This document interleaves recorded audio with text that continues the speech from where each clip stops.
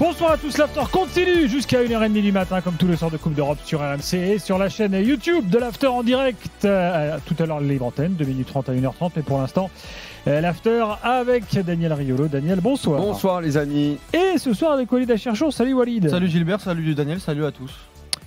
Il se passe des trucs incroyables. On a quand même 3 clubs sur 4 qui sont premiers de leur poule de Coupe d'Europe ce soir. Et oui. Rennes, Marseille et Lille. J'ai dit que cette saison je portais chance le jeudi. À l'After Foot. Les jeudis gris sont terminés. Ah là, Place au jeudi rose. bon, on a quand même une défaite, hein, celle de Toulouse. Enfin, oui, une défaite quand même annoncée. Bah, voilà, voilà. Ça, tu vas pas, Oui, c'est vrai que tu vas pas pleurer voilà. parce que Toulouse va perdre. Oui, c'est pas une défaite contre un petit club. À Exactement. Liverpool. Ouais. Je dis, tu pourrais presque être heureux d'avoir égalisé et Oui. pendant quelques Tu t'es minutes fait un kiff. donner le sentiment et le kiff d'avoir fait match nul contre Liverpool. On va analyser tous ces matchs. La victoire de Rennes à Athènes face à Panathinaikos 2-1. Donc la victoire de l'OM face à l'AEK 3-1. La victoire de Lille face à Bratislava 2-1. On est plus fort que les Grecs. Ça restait à prouver. Ouais. Bon, Oui. les mêmes Grecs qui ont tapé l'OM. Oui, en parce que préliminaire oui, c'est pour ça. de Ligue des on Champions. On était moins fort. on était moins fort. En août, on était moins fort, mais Ouais. là en octobre, on est plus fort. Enfin, il y aura quand même des choses à dire dans le contenu de certains matchs de ce soir. Absolument. Ouais. Plus la défaite de Toulouse à Liverpool 5-1. Là aussi, on va en parler dans quelques instants. Mais d'abord, les 3 points, il est 23h03. C'est parti, jingle. L'important, c'est l'essentiel. Le plus important, c'est les 3 points. Et souvent, l'essentiel, c'est le plus important. Daniel, qu'est-ce que tu veux retenir de ce jeudi plutôt positif? Le point 1, c'est Micheline, c'est la compta. Effectivement, on n'est tellement pas habitué qu'on est obligé de se réjouir, et tant mieux d'ailleurs de ces résultats qui sont positifs. Toulouse, c'est un bonus pour eux d'être en Coupe d'Europe, et contre Liverpool, on n'attendait rien. Les autres, en revanche, on attendait 3 victoires. 3 victoires, il y a eu, et le point 2 pourrait s'enchaîner avec... puisqu'il faut toujours progresser, qu'il faut toujours être exigeant, si on pouvait avoir et la compta de Micheline et un peu de contenu plus croustillant, ça serait encore mieux. Et les matchs, je les ai pas trouvés excellents de la part de nos équipes. Fine bouche ou pas fine bouche, chacun se mettra à table et choisira son repas. Et le point 3, non, je pense qu'on aura largement assez avec tout ça, hein, tu sais. En gros, t'as pas réfléchi. Si, mais c'est parce qu'en fait, je voulais délayer à l'intérieur du point 2 et j'ai fait un bloc. Très bien. Voilà. Walid. Je vais pas paraphraser ce qu'a dit Daniel, je suis plutôt d'accord. Donc je vais dire le point 1, la victoire marseillaise, qui m'a beaucoup fait penser à celle du Sporting en Ligue des Champions de l'année dernière, où le gardien avait fait une cagade dingue pour mettre Marseille dans les meilleures conditions à un moment où ils étaient en difficulté. C'est ce qui s'est passé sur le début de deuxième mi-temps après l'égalisation. Le point 2, c'est Lille qui va chercher un résultat très important, parce qu'à un moment donné, Lille était quand même 3e derrière les Féroïens, on dit ça? On dit comme ça? Oui, tu peux dire Ouais. ça. Derrière les Féroïens qui Tes amis s'imposaient. de la dernière Ouais, fois, ouais, les éleveurs de moutons. Exactement, qui sont imposés 3-0 ce soir. Et ils sont bien repris sur cette fin de match, parce que sinon, ça aurait été encore une déconvenue pour les Lillois après ce match nul contre les Féroïens. Et le 3e point, c'est Rennes qui apprend un peu de ses erreurs, même si ils se sont cagués dessus jusqu'à la fin du match. Mais c'est un résultat très important, avec un Gouiri qui était très décevant depuis le début de saison, qui pour moi a fait l'un de ses meilleurs matchs avec Rennes ce soir. Très bien. Petite parenthèse, Daniel, j'ai vu la soirée de Walid. Il est arrivé à 17h, tranquille, à la fraîche. Il s'est installé dans les canapés de studio, 4 télés. Non, 2 télés. Deux télés. Non, 3 télés. Un multiplex, Lille et Marseille. Et Ouais. t'as fait, Et ensuite, un 45, multiplex. Et 21h, un multiplex, 1, 2, 3. Rennes et Toulouse. Mais le multiplex, on le regarde vraiment de loin, on regarde les buts, Et etc. avoue, moi, je dois avouer que j'ai fait ça quand il y a eu 3-1 Liverpool-Toulouse. Mes yeux sont principalement allés sur Pana-Rennes. Oui. Parce que C'est j'estimais logique. qu'il n'y avait plus rien. C'est aussi ça, de regarder les matchs le jeudi soir, c'est de switcher, de s'adapter, d'essayer de... Je veux dire, oui, c'est assez important, l'adaptation. Exactement. C'est Exactement. ça. Il faut s'adapter. C'est ça. Voilà. C'est ça. Puis que tu regardes sur RMC Sport, t'as le multiplex Oui. avec le petit frère de Florent Gautreau. Je ne sais pas si vous l'avez vu. Ah oui, j'ai Il vu ça, oui. ressemble, incroyable. Un peu plus Florent musclé. Gautreau, quand on a démarré l'after il y a 17 ans. Un peu plus musclé que Flo Gautreau, Hmm. non? Ah, je sais pas, mais je suis pas allé le dessaper pour voir les muscles. Attention, on dit pas à Flo qu'il est pas musclé, t'es fou quoi. Ah oui, c'est vrai, parce que Flo fait le 100 c'est mètres du en sérieux. 9 combien C'est du déjà? sérieux. Flo le mytho 910. Bon, allez, démarrons par Liverpool-Toulouse. Bon, c'était Liverpool, c'est quand même l'affiche du soir. Julien Laurent est avec nous. Julien, bonsoir. Salut Gilbert, salut les gars, salut à tous. Ah, est-ce qu'on va t'avoir plus de 3 minutes ce soir Salut. ou t'as Oui, encore oui, pété bien Salut, sûr, Julien. bien sûr. Ah, très bien. Non, parce que s'il y a un problème avec les communications en Angleterre, dis-le. Hein, Non, mais on peut en faut venir voir si aussi on peut sur la arranger ça. soirée d'hier des clubs anglais, d'avant-hier. Je suis là jusqu'à 1h30 du matin, moi, si vous voulez, pas de soucis. Oh.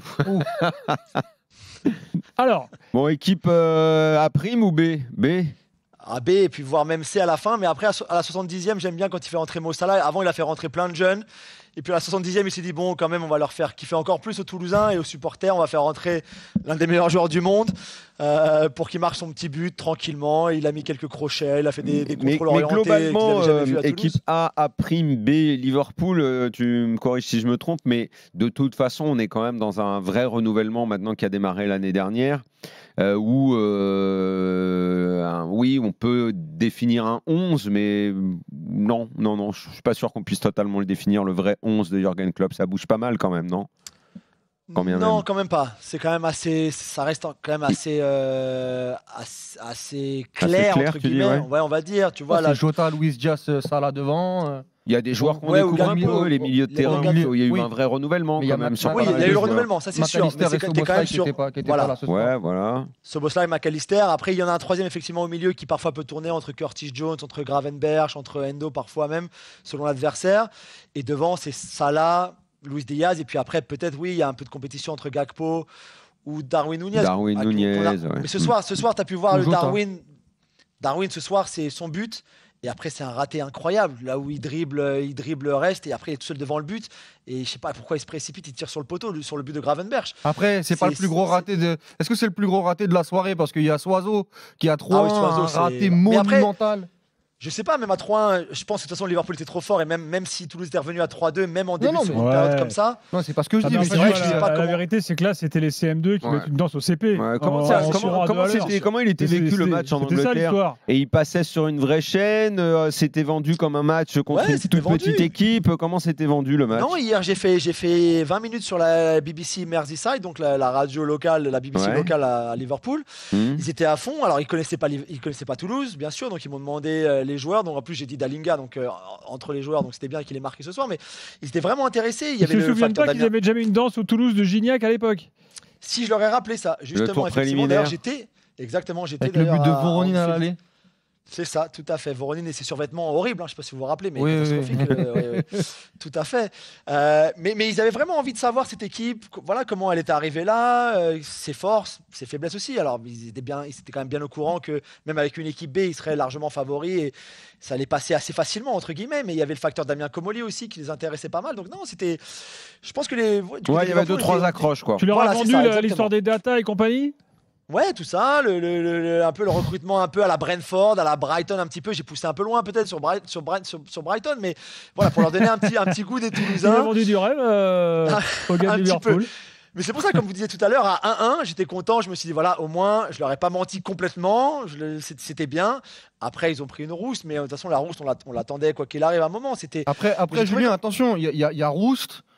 Mais moi, j'ai pas trouvé Toulouse ridicule pendant une partie du match. Hein. Non, mais En seconde période, j'ai trouvé qu'ils ont globalement, bien ce bougé match, le ballon, hein. tu te souviens du Saint-Etienne-Manchester oui, le 3-0 là avec Galtier Mourinho. où à l'époque, comment le Cayazo était là, oh extraordinaire, on a reçu Alex. Tu sais, en fait, c'était genre, Non, c'était c'était Mourinho. Disneyland quoi. C'était Mourinho. Ouais, ouais. ouais. Oui, T'as non, mais- t'as l'impression qu'à un moment, les mecs de Mais- Toulouse, ils Non, mais- t'as aussi mais bon, la- parce que le premier but qu'ils prennent, oui. c'est des plots les gars. Non, mais Tu dis, d'accord, mais Ouais, ouais.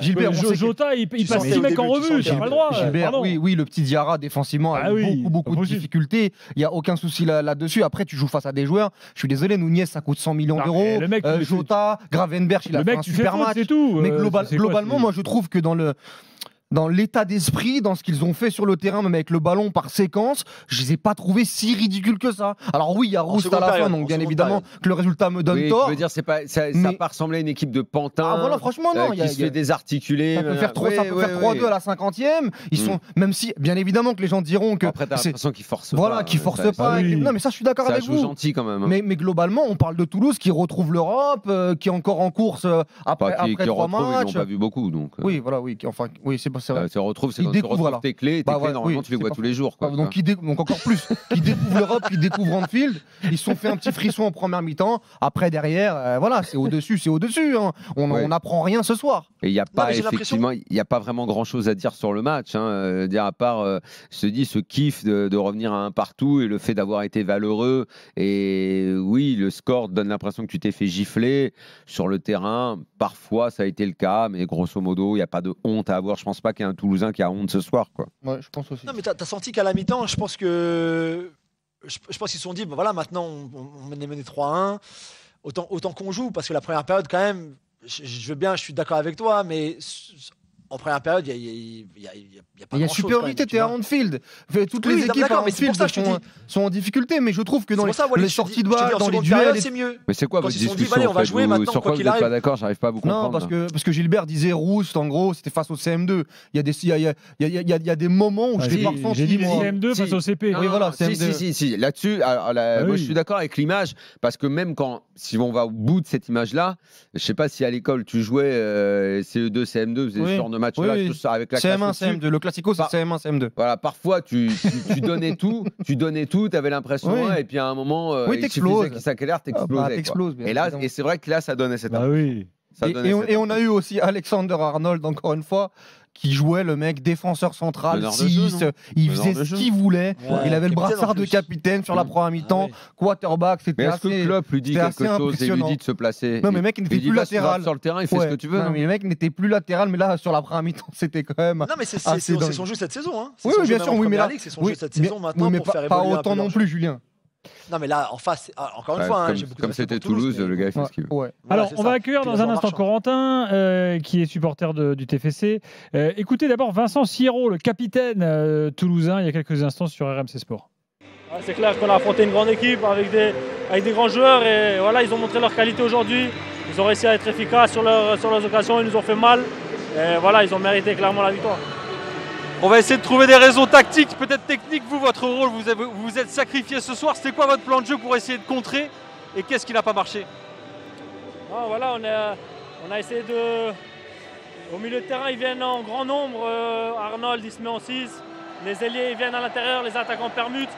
Et je pense qu'on a essayé de les bloquer là, mais ils ont toujours réussi à trouver des passes et ensuite à se tourner, à trouver vraiment des espaces dans le dos. Et après voilà aussi la qualité dans la finition. Ils ont été tueurs devant les buts et ils nous ont fait mal quand on a réussi à revenir au score. Ils ont réussi à mettre le 2-1, ensuite ce 3-1. Et voilà, deuxième mi-temps, on a eu une ou deux occasions pour revenir au score, on ne le fait pas. Et dès qu'ils mettent le 4-1, c'était très compliqué. Voilà, Vincent Sierro, le Belle Suisse de Toulouse. Julien Laurence toujours avec nous. On analyse la défaite de Toulouse à Liverpool. Corentin est là, supporter du TFC. Salut Corentin. Hola, hola tout le monde. Bon, tu te dis Salut, quoi? Corentin. Tu te dis on aurait peut-être dû leur rentrer un peu plus dedans quand même? Ou non? Si c'est possible, oui. Après, est-ce que c'est possible? Ça, je sais pas. Hein. Je sais pas, c'est... A priori, non. Ouais, voilà. Et non, mais voilà. Non, mais en fait, moi, il y a quand même deux trucs. Le premier but, moi, je suis désolé, tu étais le coach de Toulouse, là, tu dois pas encaisser ce but-là. C'est pas possible de passer en revue 6 joueurs. Et le deuxième, tu as l'impression que c'est un truc travaillé à l'entraînement, tu vois, un coup de pied arrêté, travaillé à l'entraînement, facile, avec des plots. Donc ça, Alors, défensivement, quand même, pouvait mieux C'est faire. vrai qu'ils ont été en difficulté défensivement. Je suis d'accord, mais sur les deux buts là que tu viens d'énumérer, je vais même remonter un petit peu plus loin dans les deux actions. Alors, tout le monde parle, le joueur le plus en vue en ce moment au TFC, bon, avec Guillaume Rest, c'est Dalinga. Il met un but ce soir, hein. Tout le monde va repenser à son but et à la passe qu'il donne à Soiseau aussi quand il rate juste l'immanquable. Mais sur ces deux premiers buts de Liverpool, c'est lui qui perd le ballon en fait. C'est du Dalinga tout craché. En Ligue 1, il fait pareil. 2 fois sur 3, il y a but quand il est devant les cages. Alors après, on va me dire, un 9, c'est ce qu'on lui demande. Mais sur les deux buts, en pivot, il est niveau Ligue 2, mais même plus bas. Et il fait ça pareil en Ligue 1, en fait. Il ne sait pas garder de ballon. Et c'est très dommage quand on voit le physique qu'il a, ballon au pied, c'est compliqué et il sait pas garder des ballons. Après, oui, défensivement. Après, entre la perte et le but, il y a quand même 2-3 barrages qui doivent être faits du côté toulousain. Carrément. Ben, je suis totalement d'accord avec vous sur ça aussi. Mais ça part de là à chaque fois. Et quand tu as un 9 qui sait pas garder de ballon, bon ben voilà, c'est un peu plus compliqué. Mais oui, je suis d'accord sur le premier but. Jota, Celui qui a été en grande difficulté, celui qui a été en grande difficulté, c'est le petit Diarra là derrière qui il est sur la photo de famille de beaucoup de buts. Hein. Ouais, il a eu ses mauvais moments. Bah, après, il y a des buts, hein, voilà. Il a aussi fait 2-3 bonnes choses sur des relances et tout, mais bon. Après, pour revenir il en sur le a match... tenté une à un moment qui a failli être la balle du 2-2. Exactement. Oui, ouais, c'est ça. Non, mais après, pour revenir sur le match en général très rapidement, bon, ce qu'il faut retenir, c'est que oui, il y a 7-8 classes d'écart, même avec l'équipe C de Liverpool qui est au-dessus de toutes les équipes de Ligue 1, hein, on va pas se leurrer. C'était tellement facile pour eux ce soir. Non plus, mais bon. C'est à part peut-être ton PSG, ça je suis peut-être un petit peu d'accord, mais c'est totalement vrai d'ailleurs. Mais bon, voilà, il y a rien de plus à dire, c'est comme ça. Voilà, ils sont bien meilleurs. Nous, on a essayé de jouer les coups à fond. Beaucoup de déchets techniques quand on arrive dans le côté adverse. Après, moi, si je dois retenir un joueur au TEF ce soir, ça reste Schmitt parce que voilà, on sent que ce gars, avec un petit peu plus de confiance et les matchs qui vont s'enchaîner, ça va devenir l'homme fort du TEF et voilà. Après, finalement, le seul point noir de la soirée, c'est le but de l'Union Saint-Gilloise à la 94e minute. Attends, oui et non. Moi, je suis pas d'accord. Moi, je suis pas d'accord non plus. Pourquoi ? Parce qu'en fait, il fait perdre Linz qui a dernier avec 0 points. Ah, pour la 3e place en conférence Ligue. Bien sûr. Oui, d'accord. Oui, d'accord. Après, t'es toujours en course. T'es en course toujours. Ça va jouer contre l'Union Saint-Gilloise pour la 2e place, mais on peut dire que t'as quasi verrouillé un printemps européen. On va dire que t'as verrouillé la Conférence League. Pour Toulouse, être en Conférence League, c'est moi j'étais un peu. C'est du top. Parce que avec le match nul entre l'Union Saint-Gilloise et l'ASC Linz, c'était quand même aussi une très belle opération. Oui, ça aurait été mieux peut-être pour eux. Ouais. Pour la 2e place. Après, oui, comptablement, ça aurait été beaucoup mieux, c'est sûr. Après, les gars, là, nous, on va rejouer Liverpool dans 2 semaines. Donc, peut-être que ça refera pareil, à mon avis. Moi, là où ça va se jouer aussi, c'est comment Liverpool va terminer cette phase de groupe. Est-ce qu'ils vont la jouer c'est la phase de groupe, mais parce que il y a équipe B, il y a équipe C. On va dire s'ils venaient au stadium avec l'équipe D, vous pourriez faire un truc et la qualif serait prochain match. Non, mais non, au stadium, ils viendront avec la même équipe que ce soir. Mais après, s'ils gagnent au stadium, ils seront qualifiés. Après, en revanche, pour la 5e journée, 6e journée, je pense que ça sera au détriment de Toulouse alors, parce que c'est plus Toulouse qui jouera Liverpool. Ils ont une équipe D. Non, mais là, on a vu des jeunes joueurs. Ils te filent une licence, comment ça se passe? Non, mais ils vont faire jouer des jeunes joueurs. Mais je pense aussi. L'académie. Non, mais moi, je peux faire. S'ils veulent, je peux jouer en 6 avec Trent. Il n'y a pas de problème. Tous les deux, on va se mettre d'accord. Non, mais ça. C'est bon, ça. Non, mais parce que de toute façon, ils ont clairement une équipe pour la Première Ligue et une équipe pour l'Europa League. Donc, quoi qu'il arrive, même s'ils sont déjà qualifiés, s'ils vont gagner au stadium, par exemple, et qu'ils sont qualifiés dans 15 jours, ils mettront quand même encore un Jota, ils mettront encore un Gravenberch, ils mettront un Endo, ils mettront encore Matip Gomez en défense centrale. Ça va, c'est des bons joueurs. Voilà, donc ils vont pas donner les matchs après à l'Union Saint-Gilloise et à. Donc, il vaut mieux partir avec l'idée que Toulouse sera encore à 4 points dans 15 jours et qu'après, il faudra battre l'Union Saint-Gilloise. De toute façon, à un moment, tu veux te qualifier, il faudra gagner des matchs. Par contre, si c'est la 3e place. Non, mais ils peuvent gagner. Toulouse, ils ont à leur portée de gagner 2 matchs. Oui, ils vont recevoir l'Union Saint-Gilloise. Parce que si le baromètre, c'est la 3e place, finalement, si l'Union Saint-Gilloise fait un résultat à l'ASC Linz, tu seras à 4 points, eux 1 ou 0. Finalement, la Conférence League sera. Là, ils reçoivent 2 fois. Sera peut-être déjà. Et ils se déplacent à Linz. Voilà leur calendrier. Donc, normalement, la Conférence League. Ils perdent contre Liverpool, mais les 2 matchs, ils doivent les gagner. La Conférence League. Corentin, merci beaucoup. Ouais, écoutez, les gars, peut-être à la prochaine.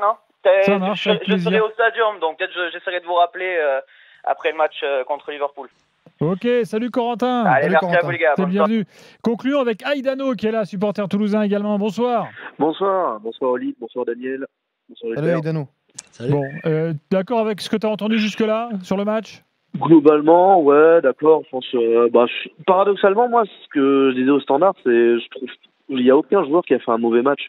Certes, Diarra, il y a un Costa, il passe un peu au travers, mais en face, voilà, c'est du Jota, c'est du Nunez.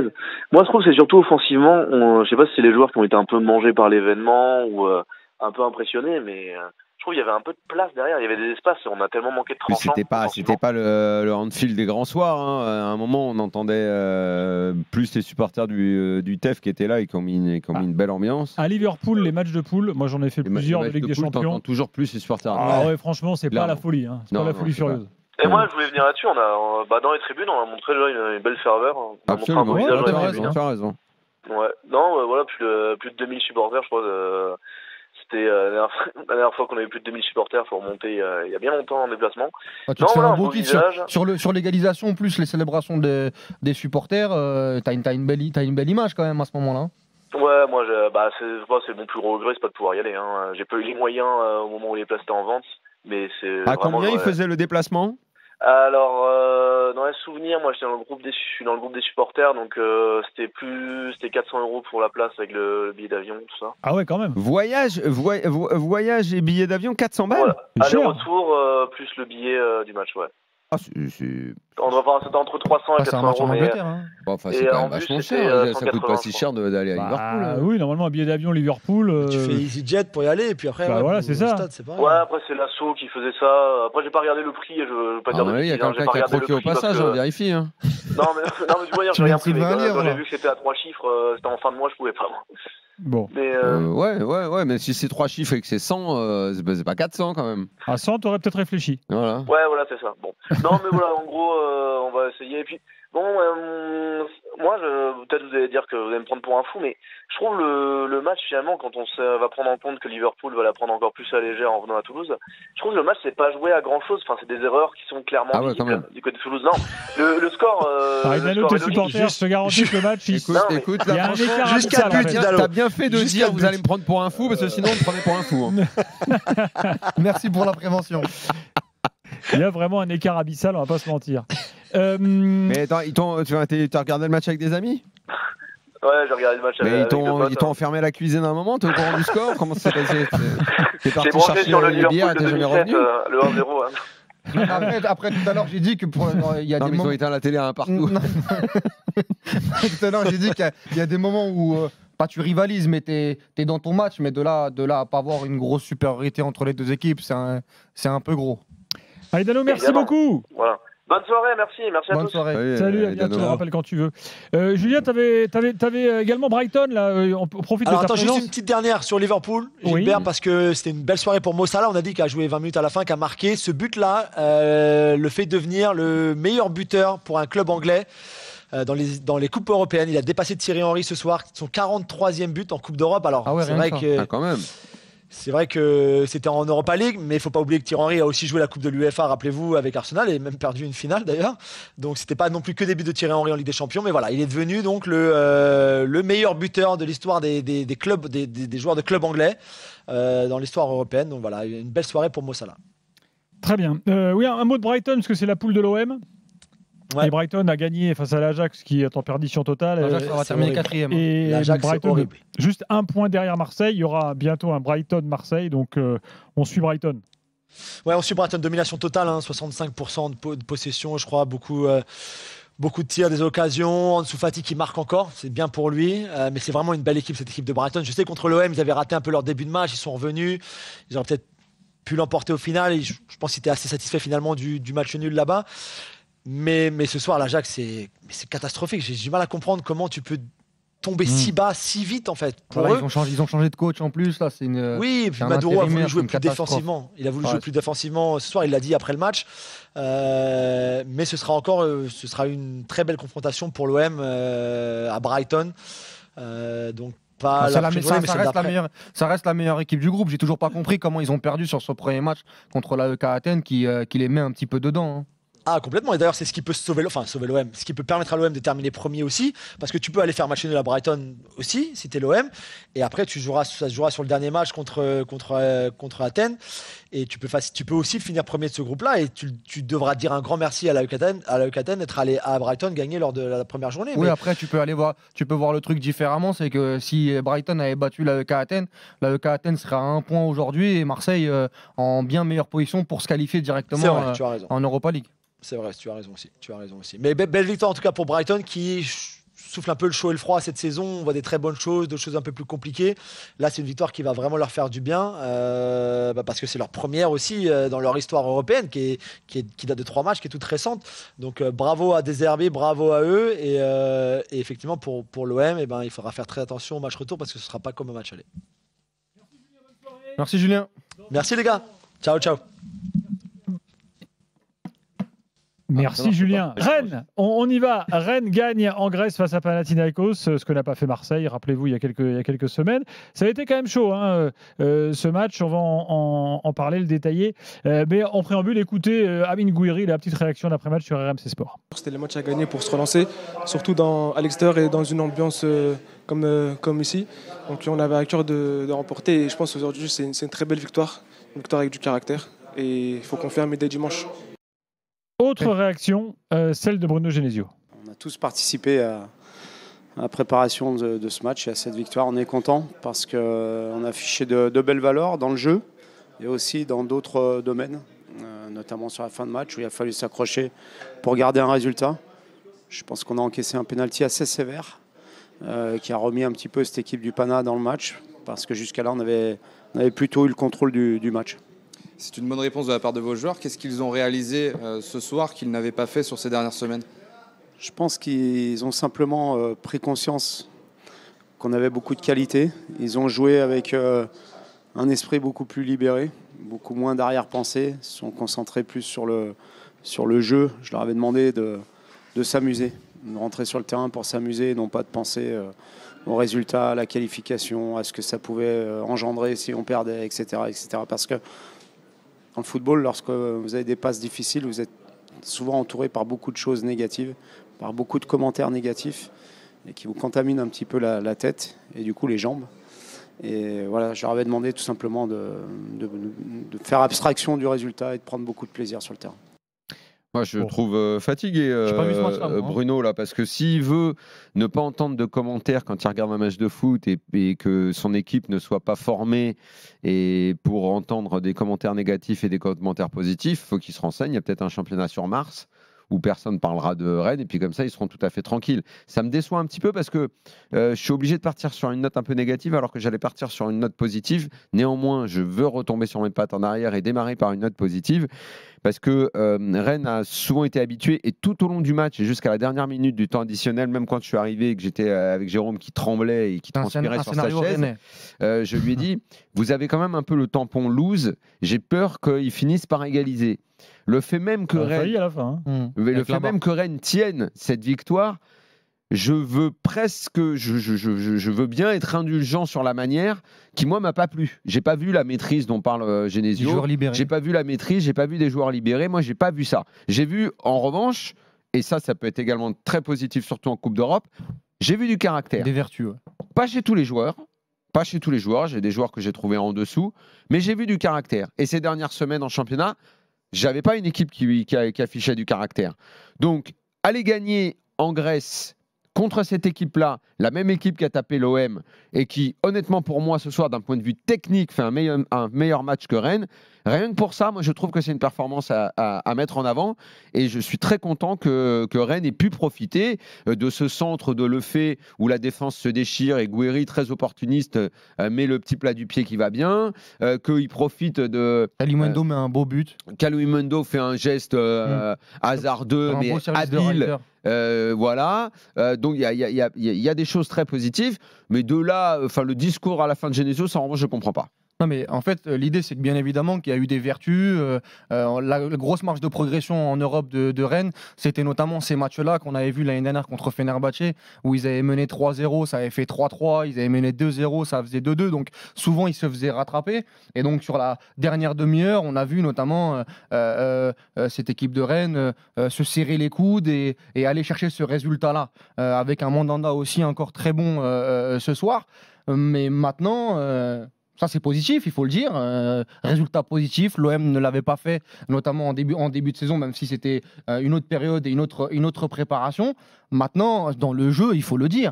Même si, pour être honnête, il y a quand même la sortie de Bourigeaud très très tôt dans le match qui fait un peu de mal. Il y a la sortie aussi d'Enzo Lefebvre à la 46e qui fait aussi un peu de mal. Donc tu es obligé d'un peu remasteriser ton milieu de terrain. Mais globalement, hormis les situations en contre, le poteau de Gouiri, la grosse occasion de Kalimundo sur le 3-1, moi j'ai trouvé que la maîtrise globale elle était grecque, que la technique et les combinaisons, notamment au milieu de terrain. Les transmissions du Pana, il y a très peu d'équipes en Ligue 1 qui développent un jeu de cette qualité. C'était très propre et heureusement que comme face à l'Olympique de Marseille, on a eu une équipe grecque qui, dans la surface de réparation, a été très très très timide. Maintenant, il faut la prendre cette victoire. J'espère que pour Rennes, ça va leur faire beaucoup de bien. De l'autre côté, ils n'ont pas joué le match Maccabi Haïfa, Villarreal à cause de ce qui se passe actuellement. Donc il faut aujourd'hui capitaliser sur ce résultat pour se relancer dans ce groupe-là. Maintenant, sur le jeu, on va pas mentir à ceux qui nous écoutent. Moi, j'ai pas vu de jeu rennais aujourd'hui. Ah non, moi non plus. C'est très bien. C'est une très bonne nouvelle qu'ils se qualifient. Rennes en tête de sa poule avec 6 points. Je te dis, ils sont trop habitués aux désillusions et à se balader un peu une loserie mentale. Et là, ce soir, finalement, terminé comme ça, c'est quelque part une preuve de solidité. Et il y a une individualité à ressortir au-delà de Mandanda.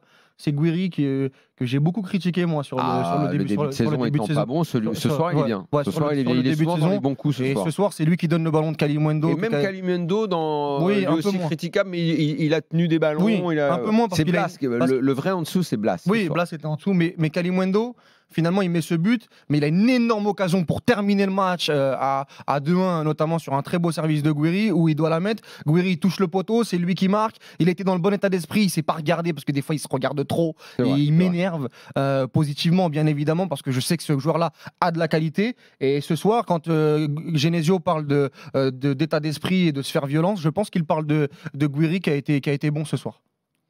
Yannick est là, supporter rennais. Yannick, bonsoir. Bonsoir à tous. Bah voilà, une belle soirée rennaise là. Est-ce que tu es d'accord avec l'analyse de Genesio, toi vous avez tout dit en fait, hein, messieurs. Mais est-ce que tu es d'accord Est-ce que tu es surpris par l'analyse de Genesio? Genesio, il a plutôt l'état d'esprit de dire qu'il n'aime pas être critiqué, Genesio. Et pourtant, il y aurait beaucoup de choses à dire. Non, mais quand il commence ce personnage-là, c'est pas bon signe. Genesio aujourd'hui. Quand il commence ce personnage-là, c'est un peu comme à Lyon, c'est pas bon signe. Oui, c'est vrai. Exactement. Moi, c'est ce que je diffuse dans les réseaux, parce que je suis sur un réseau supporter rennais. Et on sent bien que la critique est très difficile au Stade Rennais. Et la grosse peur de beaucoup de supporters, c'est qu'on bascule vers une mentalité un peu lyonnaise, avec des tout mous, des gens tout mous, sans caractère. Et là, au contraire, ce soir, il y a eu du caractère. Voilà, moi, c'est ce que j'ai voulu mettre en avant. Moi, ça, c'est l'image que tu as des Lyonnais, toi, des tout mous. Je suis d'accord avec toi, Daniel. Et je voulais rajouter, c'est un immense privilège de vous parler, parce que je suis un fan inconditionnel de Daniel. Alors, Walid, oui, mais les plus jeunes dans l'émission. Mais j'écoute votre émission depuis tellement d'années. Écoute, Yannick, tu es chez toi, hein, tu rappelles quand tu veux. Gentil. Mais si aujourd'hui, Yannick...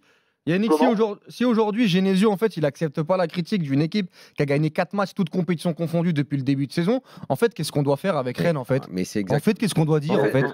Moi c'est ça que faut m'expliquer moi en fait. Mais en fait plus globalement au-delà même de Genesio, on va y revenir, mais même chez beaucoup de supporters rennais, il y a cette espèce d'esprit un peu ambivalent qui est vous parlez pas beaucoup de nous, ou en tout cas moins des autres. Ça, oui. Sauf que sur ces dernières années, Rennes est quand même largement monté en gamme. Bien sûr. Ils sont en Coupe d'Europe, ils jouent dans le top 5, donc forcément, non seulement on en parle plus, mais si tu en parles plus, il y a du bon, il y a du pas bon. 6e saison de suite en Coupe d'Europe. Et il faut parler de tout, il faut parler de ce qui se passe dans le club. Alors ça, ils ne supportent pas, ils disent qu'on invente tout.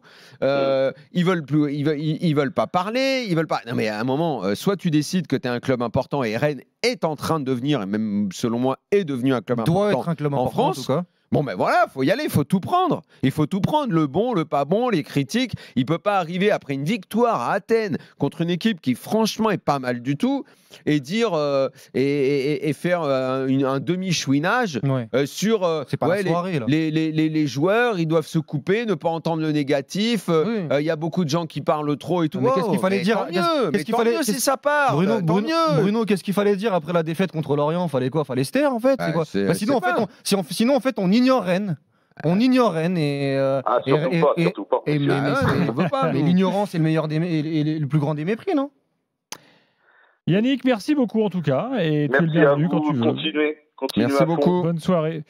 Il y a un Rennes-Strasbourg en plus ce week-end. Exact. C'est 3 points pour Rennes. Je sais pas si Jérôme par exemple aime bien qu'on parle de Rennes. Jérôme Thomas? Ouais. Je sais pas. Vas-y. Ils aiment bien les Rennais qu'on parle d'eux. Ah, en tout cas, quand on parle de Rennes, c'est là que Jérôme me parle le plus dans ma petite oreillette pour me donner des infos. Sinon, il dort. L'oreillette, elle fonctionne. Donc il aime bien, alors, je pense. Sur le chat YouTube, Clément me dit à quoi ça sert de faire un chat YouTube si Gilbert, tu ne lis pas les messages? Ben non, mais il y en a tellement qui défilent. Si on lit tout, c'est fini. Hein. Mais bon, je salue en tout cas les auditeurs de l'After qui sont sur le chat YouTube. Les viewers, on appelle ça les viewers. Les viewers. Les viewers. Et non pas les YouTubos. Non, pas les YouTube. Pas les YouTubolos. Non, les viewers. On les salue tous. Voilà. Il y en a. Et là, j'ai un message. On me dit attention, quand Attic va se faire au tennis contre Daniel, ça va faire mal.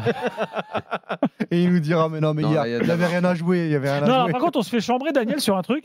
La revue de l'After qui est toujours en kiosque est titrée Coupe d'Europe, le grand fiasco pour qu'on est nul et tout. Et là, on dit bah alors, qu'est-ce que vous dites maintenant? Je pense que l'idée, c'était déjà une analyse des 15 dernières années, de notre niveau global. On n'a rien gagné. C'est pas juste qu'à la 3e journée de Coupe d'Europe qu'on va s'emballer. On va rester calme. Mais c'est vrai qu'il faut le dire, on fait une belle semaine encore européenne. Mais après avoir perdu, une défaite sur 6 matchs, le club dans le tour préliminaire dès le premier tour, c'est une sacrée contre-performance. Et de se battre toutes les semaines pour savoir si on va être devant ou derrière les Pays-Bas. Bon. Ce soir, on est content. Rennes a gagné en Grèce. Non, mais ce qui est bien, a gagné en Grèce et l'OM a battu un club grec à domicile. Et le contenu, très franchement, je ne sais pas à quel moment on va parler de l'OM, je ne sais pas si on continue sur Rennes. Oui. Mais vraiment, techniquement, les Rennais, vous l'avez vu, le match contre le Pana faisait des choses. Dans les combinaisons, les transmissions, je ne vois pas ça dans le jeu. Et pourtant, il y a des joueurs techniques. Allez, encore 5 minutes de Rennes Pana dans cette équipe. Parce qu'on a un auditeur fidèle là, qui tient absolument à intervenir ce soir. Vous allez voir dans quelques instants. Vous savez qu'on a des auditeurs dans le monde entier. Bien sûr. Qui d'ailleurs maintenant peuvent nous regarder sur YouTube, qui nous podcastent, qui sont des fidèles. Et ben je vous présente Théo, qui est franco-grec et qui évidemment est supporter du Panathinaikos. Il paraît qu'on dit pas Pana là maintenant. Bonsoir Théo. Ouais, on dit pas où, non? Bonsoir Gilbert, bonsoir Walid, bonsoir Daniel, ça fait super plaisir de passer à l'antenne. Plaisir partagé.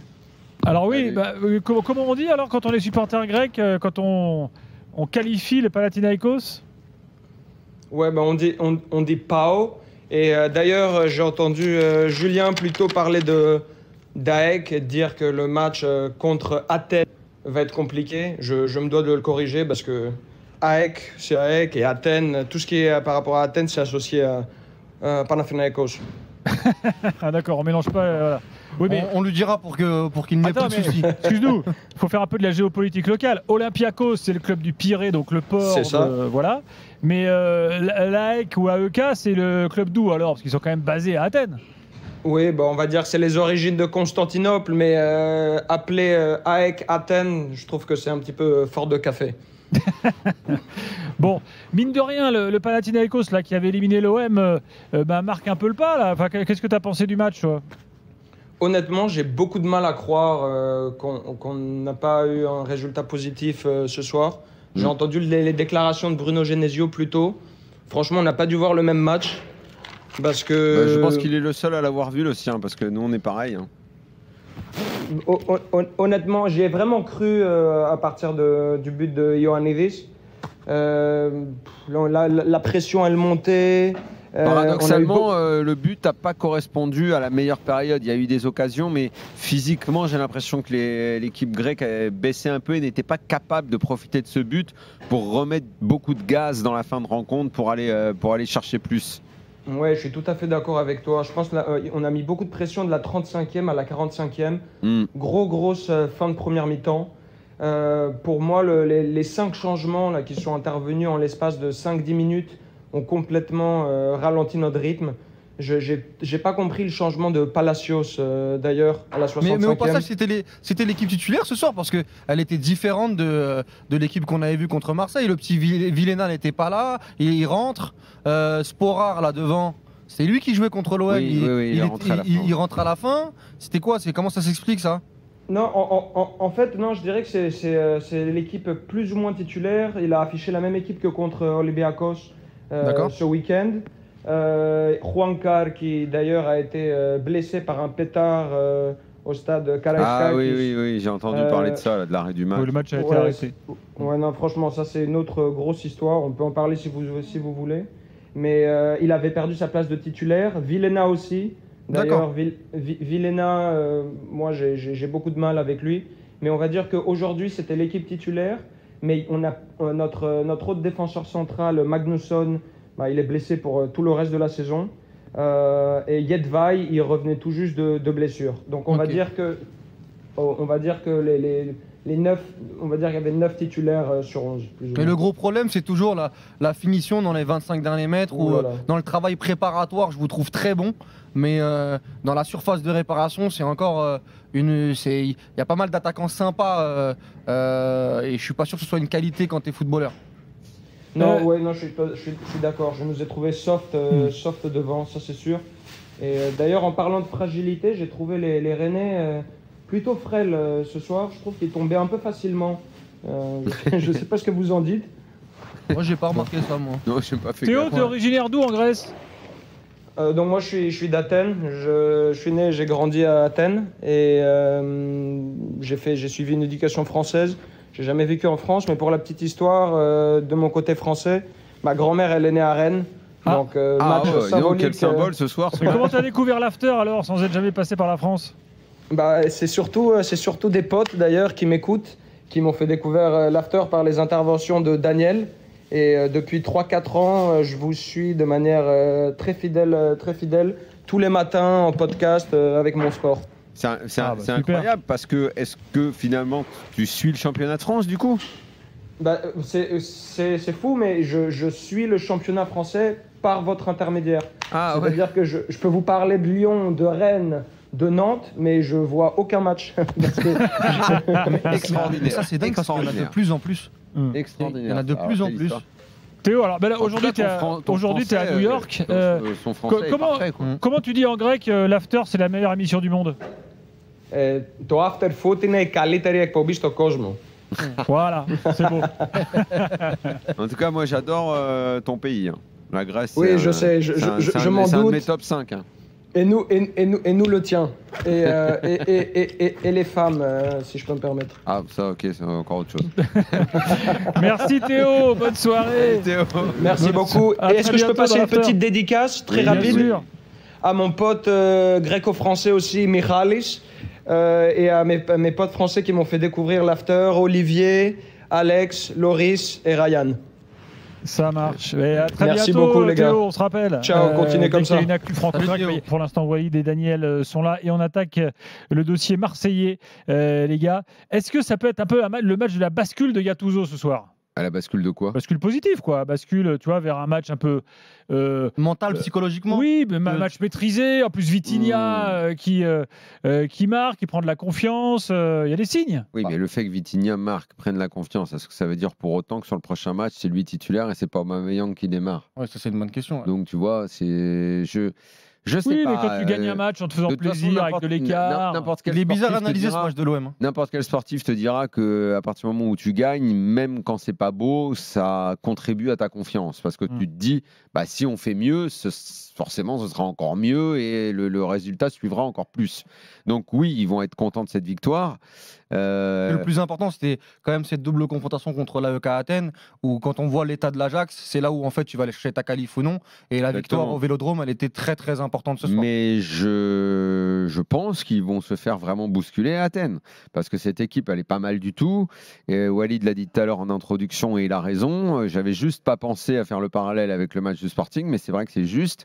Parce que ce que fait le gardien à ce moment-là dans le match, ça fait basculer la rencontre. Ouais. Le gars, en plus, quand il fait sa connerie, il se prend la tête, l'air de dire, mais en fait, il fait double connerie parce que la relance, elle est ratée, mais derrière, se jeter comme ça sur le joueur et donc enchaîner par le carton rouge, c'est ballot, quoi. Ouais, il tue son équipe. Et il a tué l'équipe.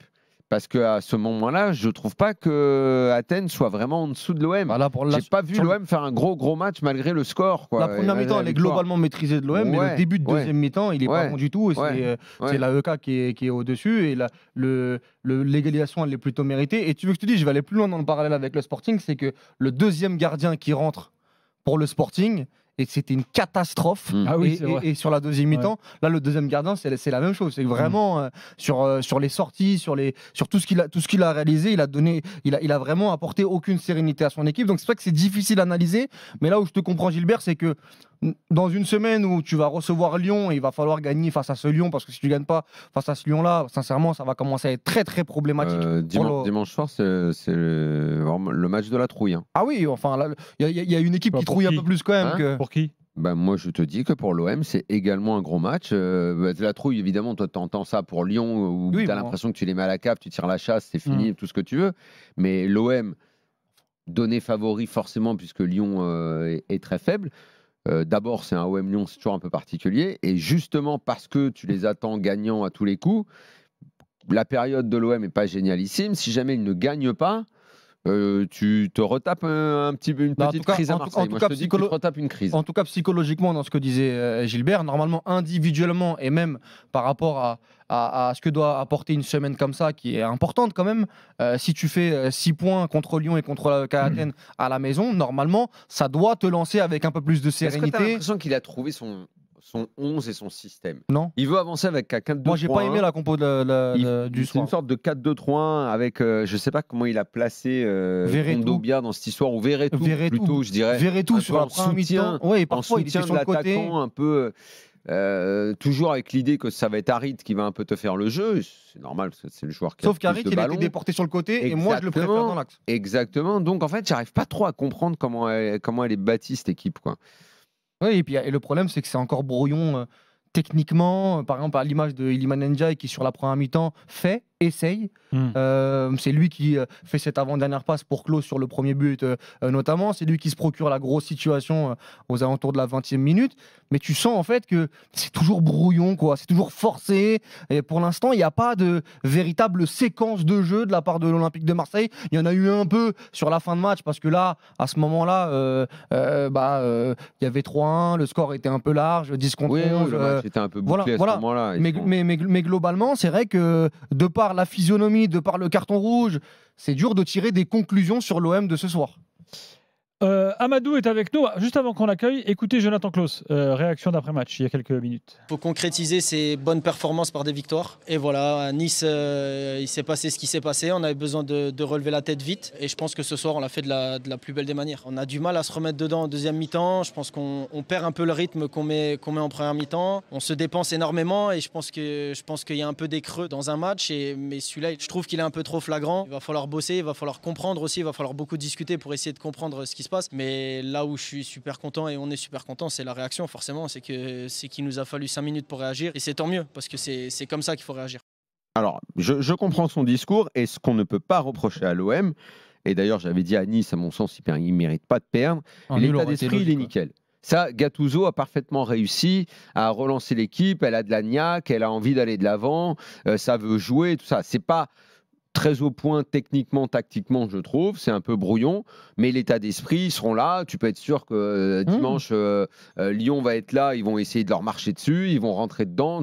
Après, c'est juste choix des hommes, organisation de l'équipe. Je suis un peu sceptique sur ce que je vois. C'est pas tout n'est pas génial. Je vais m'arrêter 2 secondes quand même sur le cas Vitinha.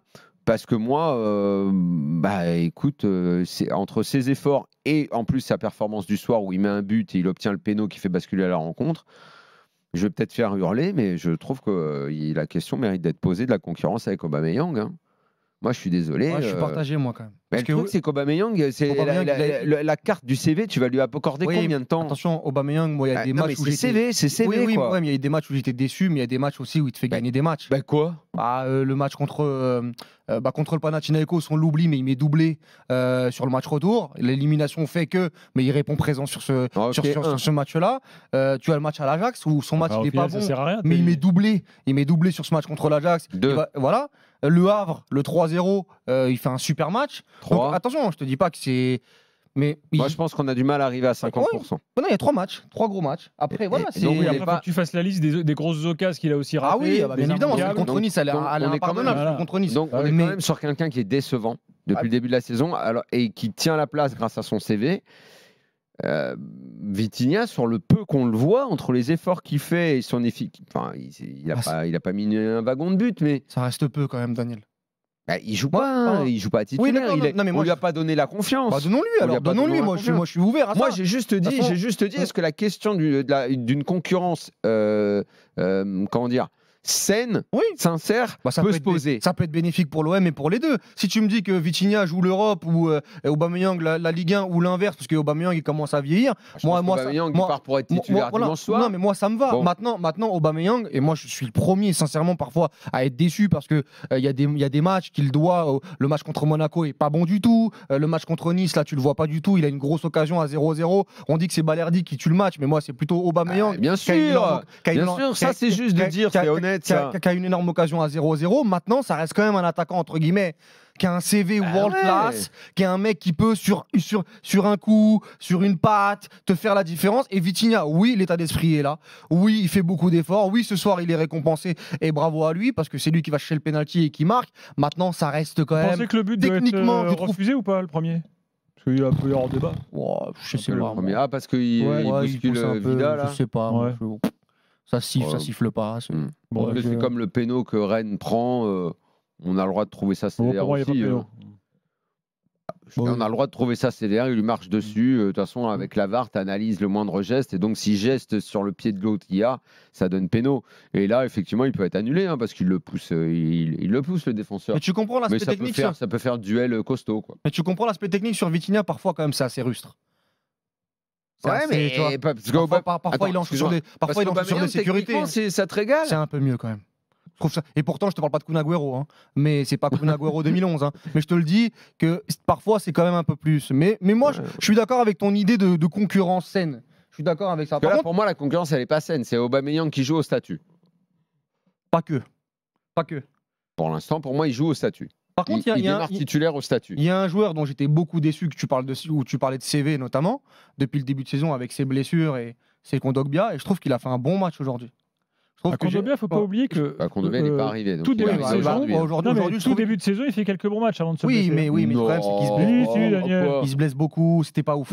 C'est pas le Kondogbia qu'on a. Pour moi, il n'était pas. C'était pas le Michael Essien 2005. Il n'était même pas arrivé à l'aéroport encore. Non, mais c'était pas dingue encore. Mais là, il fait un bon match aujourd'hui, et j'espère que déjà, il va pas se blesser et se répéter. J'espère que Kondogbia, ça va pas être le Eric Bailly de l'an dernier, où à chaque fois qu'il était sur le terrain, blessure. Ça, c'est un peu sa vie. Oui, mais j'espère qu'il va continuer, parce que c'est un super joueur, et je pense qu'il peut beaucoup apporter à l'Olympique de Marseille s'il est à ce niveau-là. Voilà. Amadou est là au 32-16, supporter marseillais. Bonsoir. Ouais, bonsoir les gars.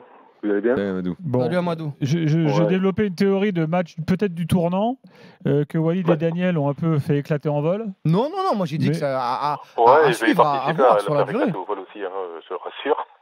Parce que franchement, ce match-là, j'ai vu le même scénario des matchs de début de saison se profiler avant que le gardien nous donne le match. Parce que franchement, il fallait voir la première mi-temps. Oui, c'est vrai que c'est le tournant du match quand même, cette histoire. Ouais, c'est vraiment le tournant du match. La première mi-temps, honnêtement, autant par moment, on sentait qu'il y avait une certaine maîtrise.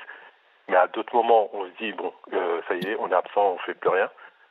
Verretou, par exemple, je me suis souvenu qu'il était sur le terrain au moment où les joueurs sortaient du terrain à la mi-temps. De toute façon, Verretou, Rongier, ils sont vraiment en dessous par rapport à l'année dernière. Vraiment en dessous. Vraiment. Verretou, ça va, Verretou. Même si aujourd'hui, il a été mal utilisé. Mais... Ouais. Alors, tu parlais de Kondogbia. Alors, Kondogbia, il est monté en puissance au fil du match. Parce qu'en première mi-temps, il manque encore de se prendre un rouge. Heureusement, il avait faute pour lui juste avant. À un moment donné, je ne sais pas si vous vous souvenez, il fait un genre de, il se prend une faute. Il a cette agressivité. Il fait un genre de tacle où le pied glisse sur le ballon et il tape la cheville du mec. Il y a faute juste avant pour lui, mais sinon, je pense qu'il y passait.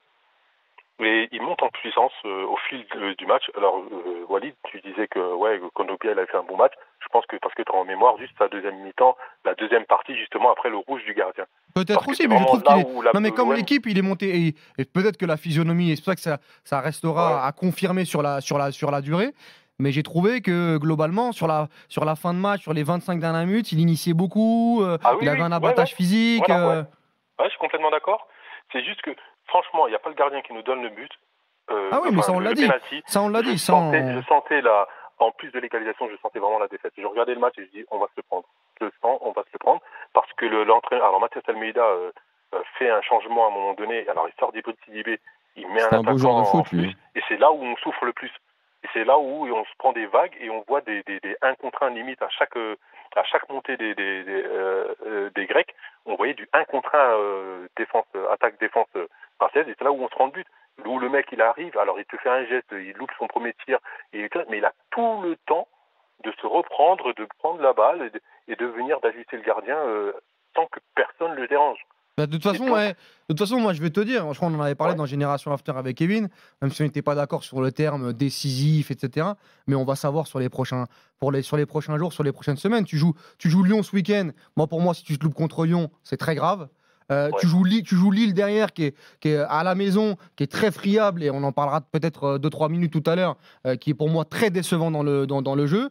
Tu as le retour à l'AEK, donc on va avoir la confirmation de est-ce que ce match-là c'était uniquement à cause de la physionomie arrangeante ou est-ce que tu étais vraiment au-dessus, et tu vas à Lens derrière. Lens qui aura été au PSV, qui aura joué peut-être son destin en Ligue des Champions ou non. Donc sur ces 4 matchs-là, Lyon, Lille, Marseille et Lens, on en saura beaucoup plus sur l'Olympique de Marseille de Gattuso, et on pourra déjà tirer un premier bilan, tant européen qu'en Ligue 1.